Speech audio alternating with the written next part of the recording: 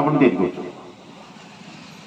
ତେଣु ଶାସ୍ତ୍ରରେ କୁହାଯାଇଛି ଜୀବିତ ପିତାମାତାଙ୍କୁ ଶ୍ରଦ୍ଧା କରିବାକୁ ଶ୍ରାଦ୍ଧ କୁହାଯାଏ। ଜୀବିତ ପିତାମାତାଙ୍କୁ ତୃପ୍ତି କରିବାକୁ ତର୍ପଣ କୁହାଯାଏ। ମରିଗଲା ପରେ ଯୋଉ ବିଧାନ ସବୁ କରାଯାଏ ଇଏ ଗୋଟେ ପରମ୍ପରା, ଏଥିରେ କିଛି ମୂଲ୍ୟ ନାହିଁ, ଦବା ନ ଦେବା ସହିତ କିଛି ସମ୍ପର୍କ ନାହିଁ।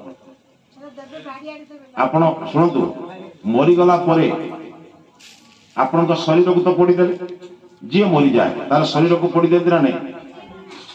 ଆଚ୍ଛା, ଶରୀର ପୋଡ଼ିଗଲା ପରେ କେବଳ ଆତ୍ମାର ଶରୀର ଥାଏ କି? ଆଜ୍ଞା ନାଇଁ, ତାହେଲେ ଆପଣ ଯୋଉ ଖାଦ୍ୟ ଦଉଛନ୍ତି ସେ କେମିତି ଖାଇବେ?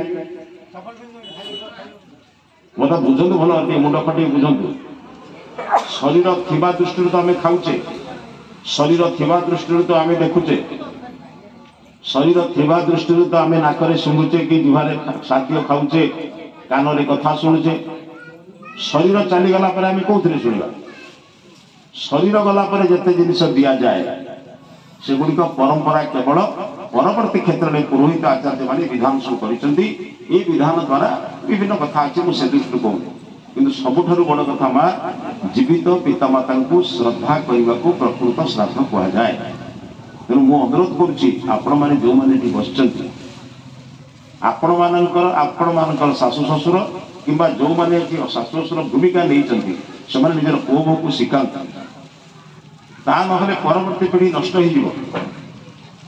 ଏମାନେ ବୁଝୁନାହାନ୍ତି, ଜୀବିତ ପିତାମାତାଙ୍କୁ ଶ୍ରାଦ୍ଧଟାକୁ ଏତେ ଗୁରୁତ୍ୱ ବୁଝି ନାହାନ୍ତି, ମରିଗଲା ପରେ ଲଣ୍ଡାକୁ ପୂଜାକୁ ଯେତିକି ଗୁରୁତ୍ୱ ବୁଝୁଛନ୍ତି। ଆମ ଶାସ୍ତ୍ରରେ କୁହାଯାଇଛି ଜଣେ ଲୋକ ମରିଗଲା ପରେ ତୃତୀୟ ଦିନ ପରେ ତାର କିଛି, ଚତୁର୍ଥ ଦିନ ଶ୍ରାଦ୍ଧ ପୂଜା ପାଠ ଶାନ୍ତି ଯଜ୍ଞ ପରେ ଅନ୍ୟ କିଛି କାମ ନାହିଁ। ଏଇ ଯୋଉ 10 ଦିନ 11 ଦିନ 12 ଦିନ ଇଏ ହଉଛି ଆମ ପରମ୍ପରାରେ ପଢୁଛୁ ଆମେ। ପ୍ରଥମ ଦିନ ଲୋକଟି ମରିଗଲା ପରେ ଯଦି ସୂର୍ଯ୍ୟାସ୍ତ ହେଇନଥିବ ତାହେଲେ ଶବଦାହ କରାଯିବ। ଯଦି ସୂର୍ଯ୍ୟାସ୍ତ ହେଇଥିବ ରାତିରେ ଶବଦାହ ହୁଏ। କାହିଁ ହୁଏନି ଜାଣିଛନ୍ତି? ଶବ ଯେତେବେଳେ ଜଳିଲା ବେଳେ ଯେତେବେଳେ ଖୁବ ଜୋର ଅଗ୍ନି ଜଳେ ସେଥିରେ ପୋକ ଜୋକ ପଡିବେ ନା ନାହିଁ? ନିଆଁ ଜଳିଲେ ପତଙ୍ଗ ମାନେ ପଡିକି ମରିବେ ନା ନାହିଁ? ସେଥିପାଇଁ ସେ ମରିବା ପରେ ମଲା ବେଳେ ମଧ୍ୟ କାହାକୁ ହିଂସା କରିବନି, ସେଥିପାଇଁ ରାତିରେ ସଂସ୍କାର କରାଯାଏ। ସୂର୍ଯ୍ୟ ଉଦୟରୁ ସୂର୍ଯ୍ୟାସ୍ତ ଭିତରେ କଲେ ଏହି ସମୟରେ ପତଙ୍ଗ ପଡିବେ ନାହିଁ ବା କୌଣସି ପକ୍ଷୀ ପଡିବେ ନାହିଁ।